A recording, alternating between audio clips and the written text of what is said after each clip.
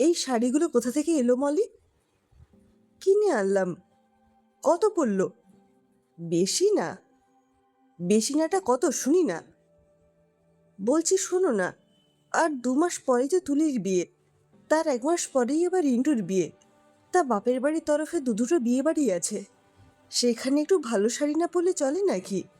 তোমার মানটা কোথায় থাকবে বলো? আলমারি ভর্তি ভালো ভালো শাড়ি আছে তো কত, আবার কেনার কোনো দরকার ছিল কি খুব? ওগুলোকে ভালো শাড়ি বলে না। তোমার মা বেঁচে থাকতে আমায় ভালো শাড়ি কিনতে দিতেন নাকি? একটু ভালো শাড়ি কিনলেই তো না চোখ টাটাতো। আমার মাকে শুধু শুধু টেনে আনছো কেন?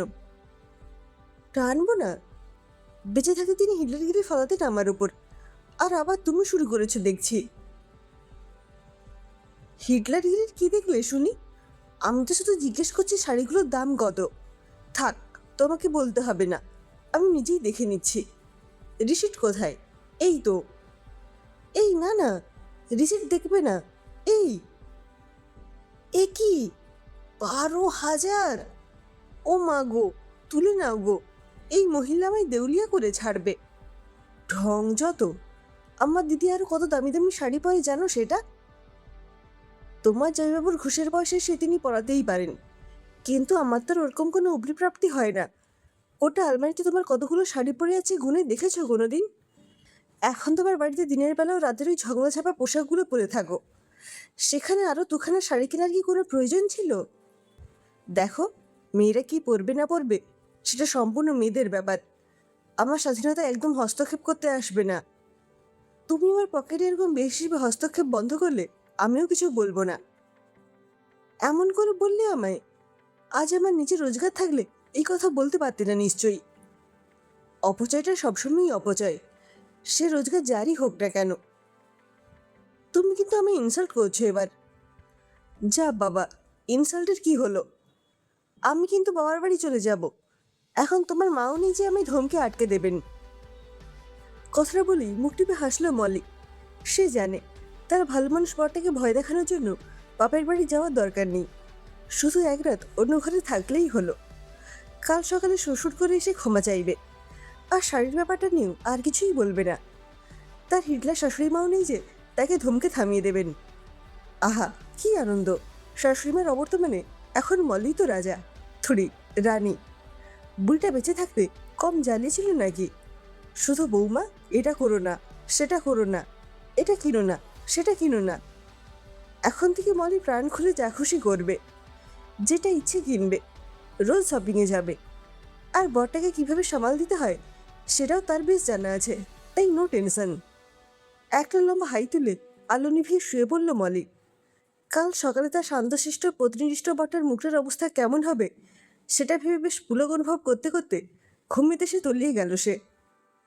রাতের দিকে হঠাৎ মনে হলো কেউ যেন ওর গায়ে ধাক্কা দিয়ে জাগানোর চেষ্টা করছে। মলি ভাবল, লোকটা তাহলে সকাল অবধি অপেক্ষা করতে পারলো না। মনে মনে বেশ মজা লাগলেও ঘুমবার ভান করে চোখ বুজে পড়ে রইল সে। কিন্তু লোকটা এমন জোরে ধাক্কা দেওয়া শুরু করলো যে অগত্যা চোখ খুলতেই হলো মলিকে। এইবার চোখ খুলে যাকে পাশে বসে থাকতে দেখলো তাকে দেখে তোর মূর্ছে যাওয়ার জোগাড়। এ তো বর নয়, স্বয়ং বরের মা। মলি অজ্ঞান হওয়ার উপক্রম করতেই শাশুড়িমা ধমকে উঠলেন, এই মেয়ে, একদম মূর্ছে যাবে না। ডেবা ডেবা চোখে আমার দিকে তাকাও বলছি। মা, মা আপনি? মা আমায়? তোতলা কবে থেকে হলে শুনি? আমায় ছেড়ে দিন মা। এত সহজে তোমায় ছেড়ে দিই কি করে বলো তো? ছেড়ে দিই তো দেখলাম, আমার নিরীহ ছেলেটার উপর কি অত্যাচারটাই না শুরু করেছো। কি ভেবেছিলে আমি মরে গেছি বলে যা খুশি করবে? না মা, মানে না। আমার ছেলের সাথে ঝগড়া করেছো কেন? আবার আমার ছেলেটাকে ইমোশনাল ব্ল্যাকমেল করবে বলে আলাদা শোয়া হয়েছে? আ আমি আর কখনো এরকম করব না মা, আমায় ছেড়ে দিন। তোমার যা হাবভাব দেখছি, ছাড় তো তোমায় যাবে না বাবু। তা এখন যাও সে ঘরে, আমার বাছা বলে একা ঘুমাচ্ছে। এক্ষুনি যাচ্ছি মা, এক্ষুনি যাচ্ছি।